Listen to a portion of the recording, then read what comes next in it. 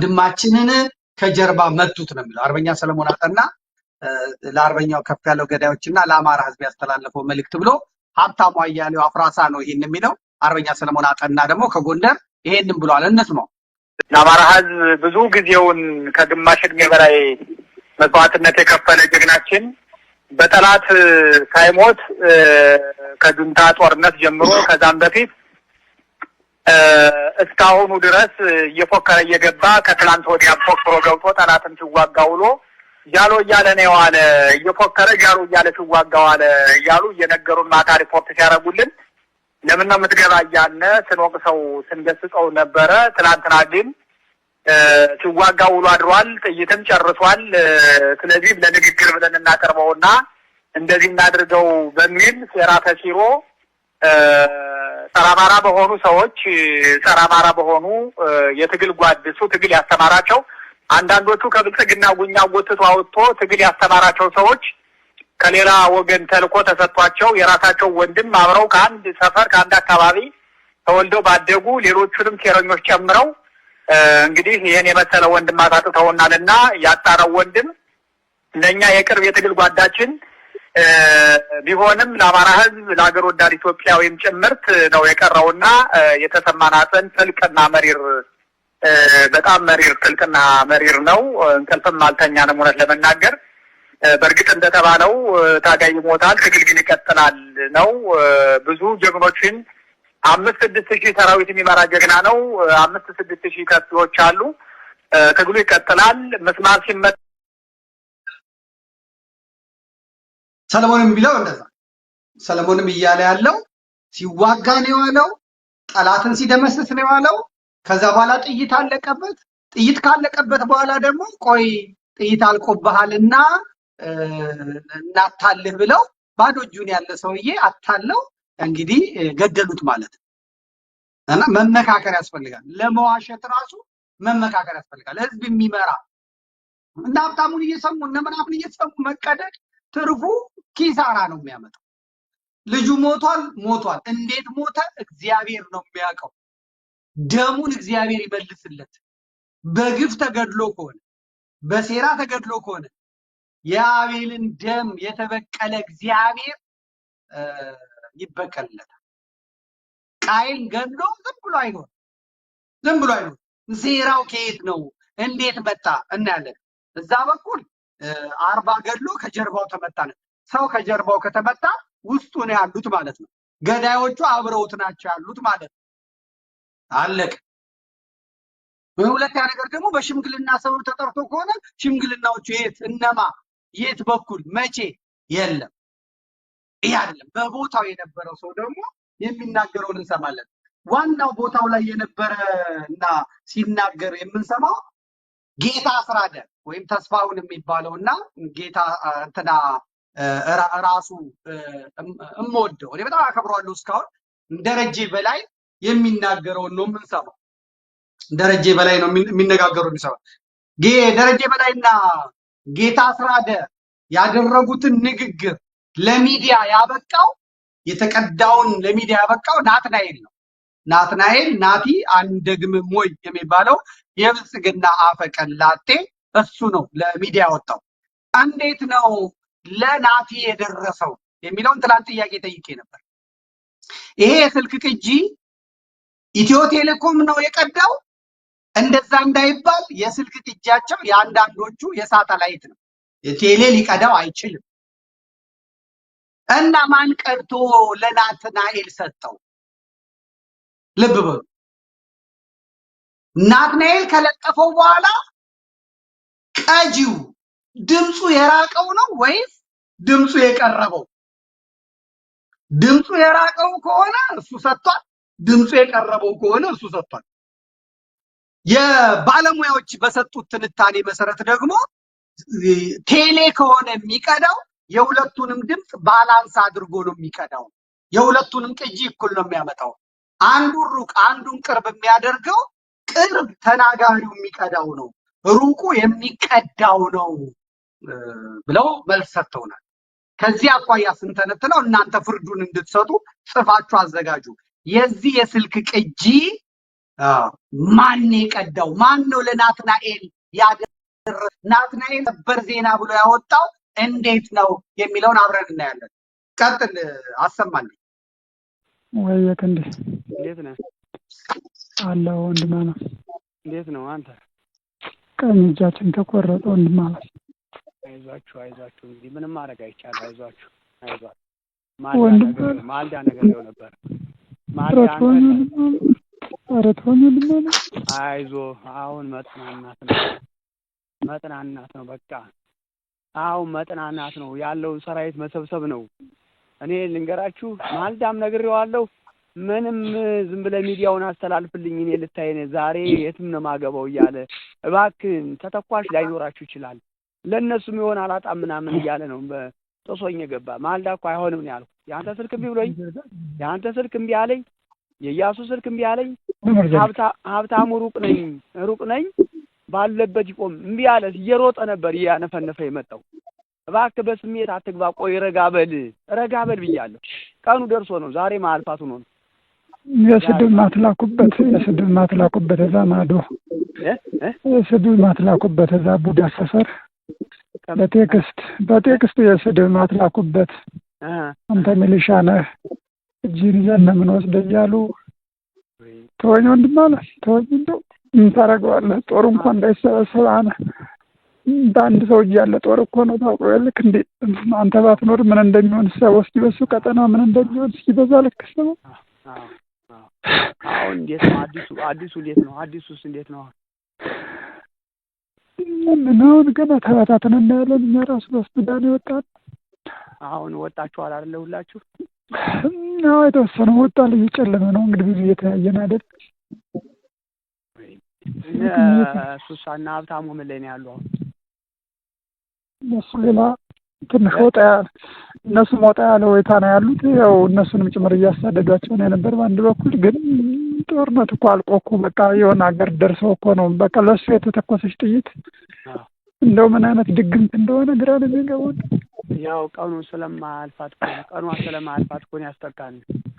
ቀኑ ስለማልፋት ቀኑ ትጥቅስ ደህና ነው ወዶበታል። ትጥቅ ዷል አልልም። ኧረ አልሄድም በቃ እሱ ብቻ ነው የሞተ እንድማለት እሱ ነው የሞተ እሱ ነው የቆሰለ እሱ ነው የሞተ በቃ አልጠቃስ በቀደም እየለመን ነው እባክህ ተው አትግባ እባክህ እያልን አይዞህ ለማንም እንደዚህ ሰው እንዳታለቅ ለማንም አንተ እንዳታለቅ ሰምተን ይታ አሁንም ልቅሶ የሚባል አታልቅሱ። አሁንም እንደዚህ ይሰማል። ወንድ ልጅ ምንም ሰው እኮ ነው ታሰንተ ገፋት አሁን ነገ ሰብስቡት ኃይሉ ይሰብሰብ በቃ የለም። አሁን ማን ነው ያለ? የሱ ምክትል ማን ነው? አዲሱ እንዴት ነው? እንደው ተወኛን ማለት እንደው እሱ ከሌለ ሰው ምን የለም ምን እንዳለ እንደው አርካሱ አርግ ያለ ነገር እንደሆነ አጥር ነው እሱ እንትና እንግዲህ እሱ እንትና የመጣው እነሱ የመጣው ማን ነው? ተሰባስበን እንግዲህ የምንችለው እናድርግ። እሱማ አዲሱማ አለ ምክትሉማ አለ እንቶኔ እንጂ ያን ማለኩም አለ አይደለም። እነሱ የመጣው እነሱ በጣም የሚፈልጉት እሱ እንትና ማን ነው? አማን እንዳትለኝ አይደለም። እሱንማ ሌላ እሱ አይደል እሱ ሌላ የሚጫወትብን ተልኮ ይዞ ስንት ተልኮ ያኛው እንጂ ያኛው ማን ነው? አንዱ እነሱ የሚፈልጉት እነሱ ኑሮ የመጣው አላውቀውም። ማንኛው ነው ፍቅሩ ነው ማን ነው የሚሉት? ቆራጡስ አለ። እሱማ የራሱ ክፍለ ጦር ነው ያለው። እሱማ አለ እኮ እሱን አይዞህ በሉት። አሁን የቆራጡ ስልክ ላክልኝ። የቆራጡ ስልክ አሁን የቆራጡ ስልክ ዝም ብለህ ላክልኝ። የእሱ ስልክ ላክልኝ ወይ የከንዴ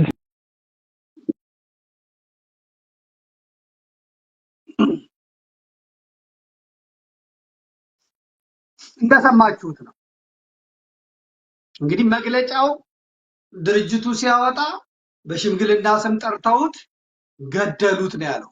ደረጀ ነው መሪው፣ የዚህ ክፍለ ጦር መሪ ደረጀ። ያው ከ40 በላይ የዋተላላኪዎችን በሽምግልና ስም ምናምን ጠርተውት ገደሉት ነው ያለው መግለጫ ወጣው። እስክንድርም በይነው ደግሞታል። እስክንድር መግለጫውን የላከው ለደረጃ ሀብተወልድ ነው፣ ለግንቦት ሰባቱ ለአብይ አሽከሩ ማለት ነው። እስክንድርም በድምፁ ይህንን አረጋግጧል፣ እንሰማለን። ከዛ ደግሞ እነዚህ ያሉትን ሰሙታላችሁ ማለት ነው። ምንድነው እስክንድር ያለው?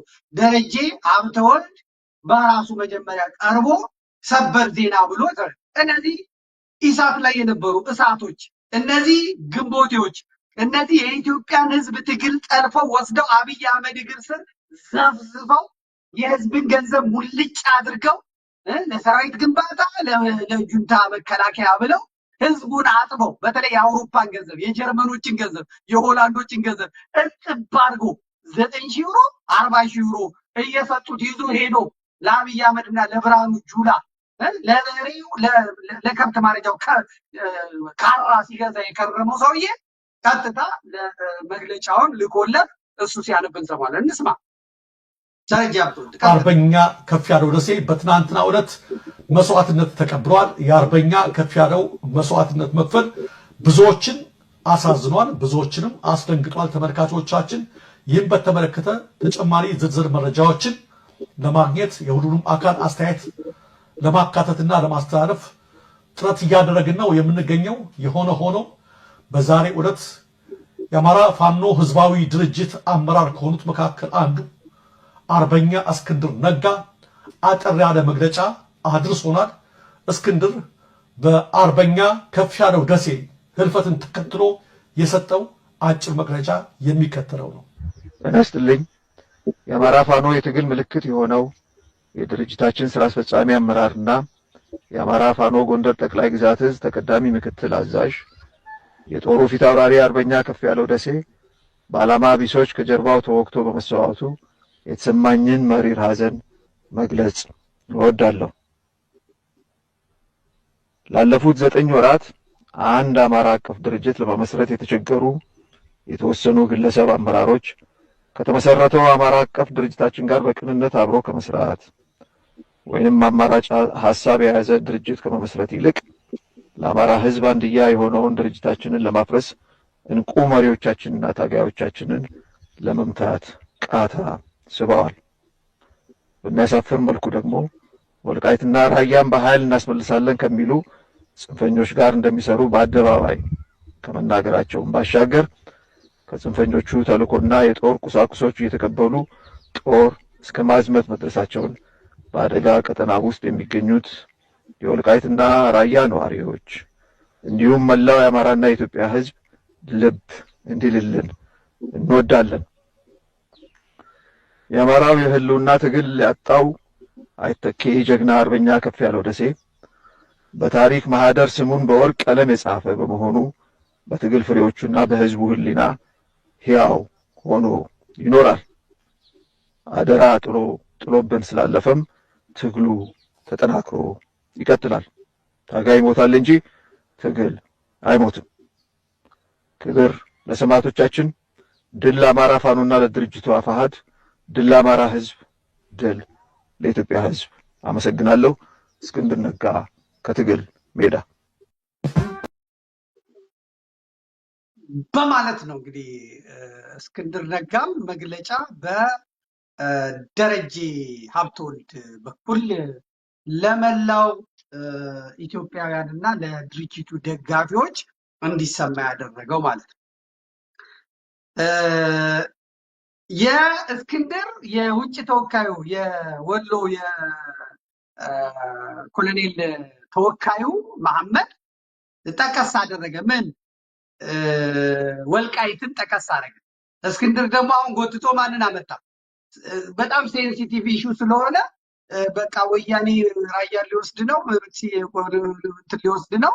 ስለዚህ ሰው ከኛ ጋር ሆኖ እንዲከላከል አይነት ስሜት የሚያጭር ልክ የአማራ ፋኖ ወልቃይትንና ራያን እንደሚሰጥ አሳልፎ እንደሚሰጥ አድርጎ ሐሳብ አቀረበ ማለት።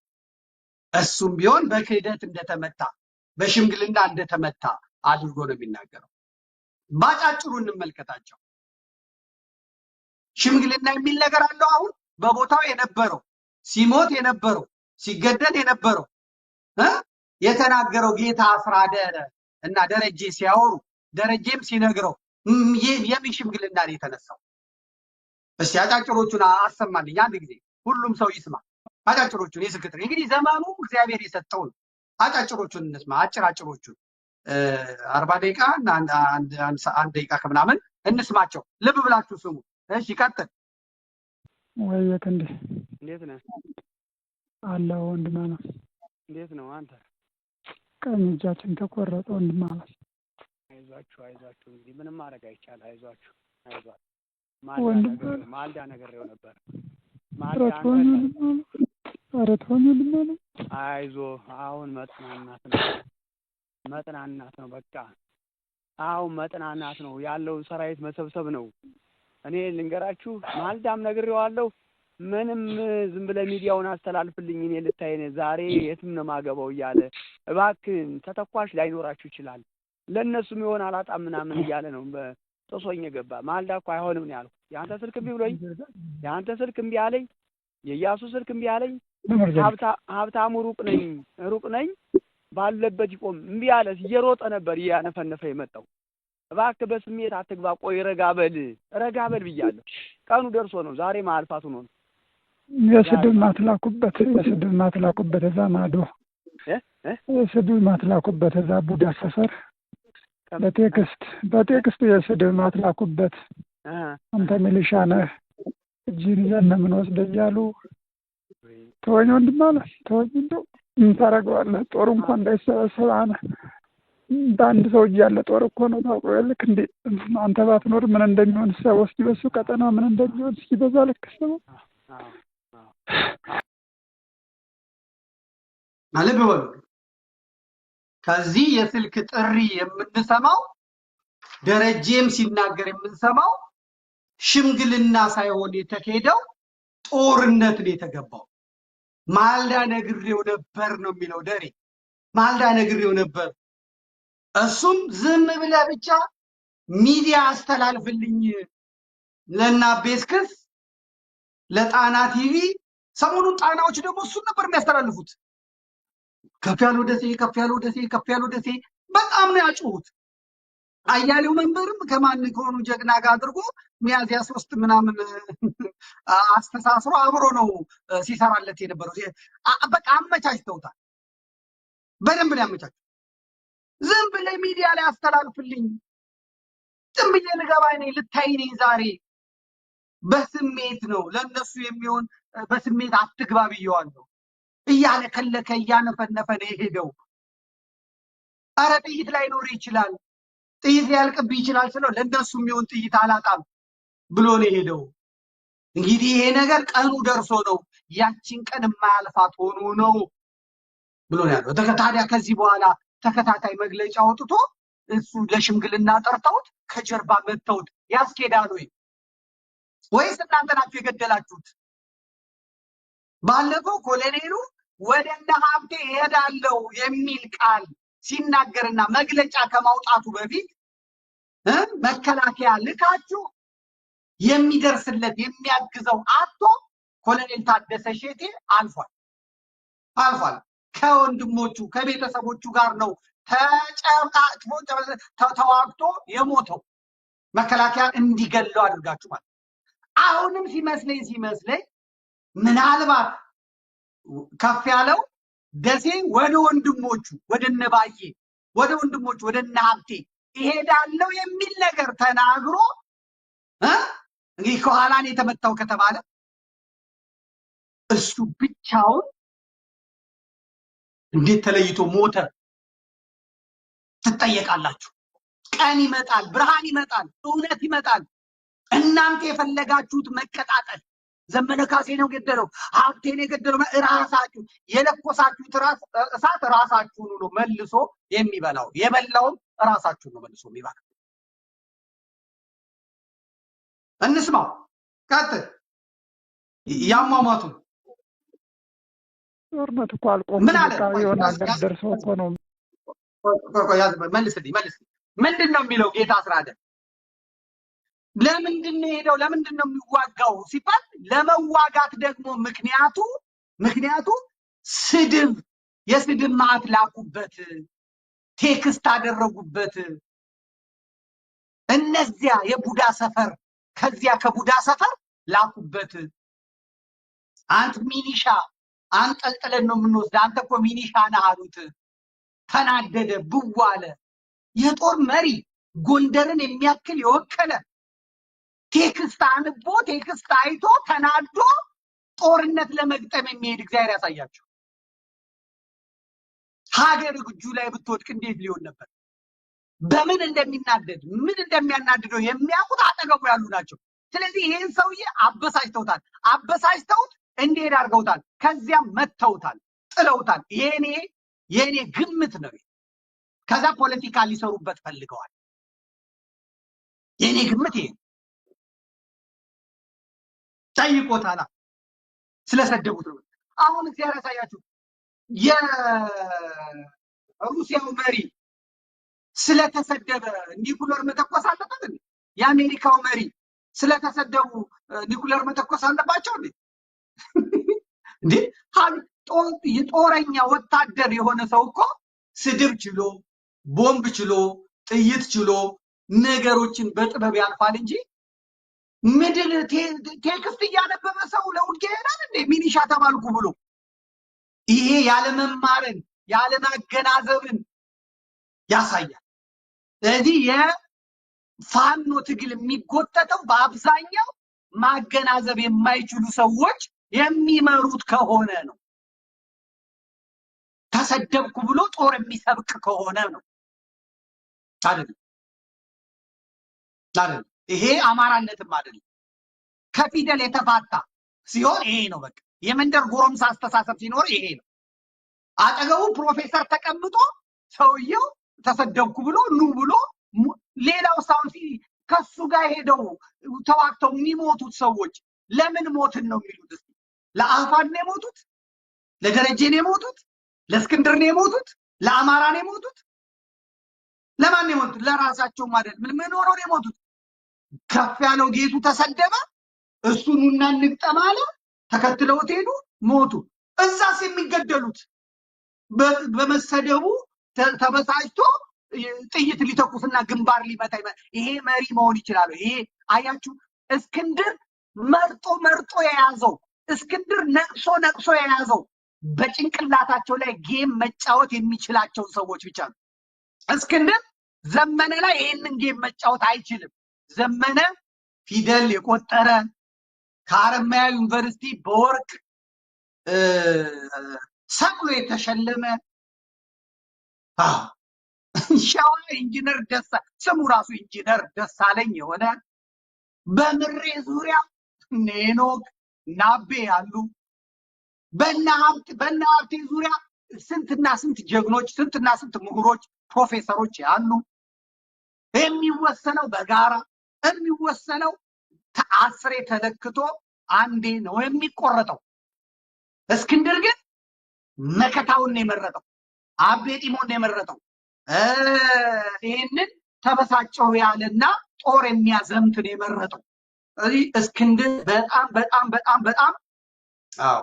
በጣም እንግዲህ አሁን ብዙዎች ዋጋ እየከፈሉ ነው። እሱ ምንም አይሆንም፣ እሱ የሚደርስበት የለም። ነገር ግን ልጆቹ ዋጋ ይከፍላሉ ማለት። የት ነው የሞተው? ሽምግልና ቦታ ነው የሞተው። ከኔ ጋር ናችሁ? እስቲ አለን በሉ። ከኔ ጋር ናችሁ? ላመጣው ነው። ሽምግልና ቦታ ነው የሞተው ልጁ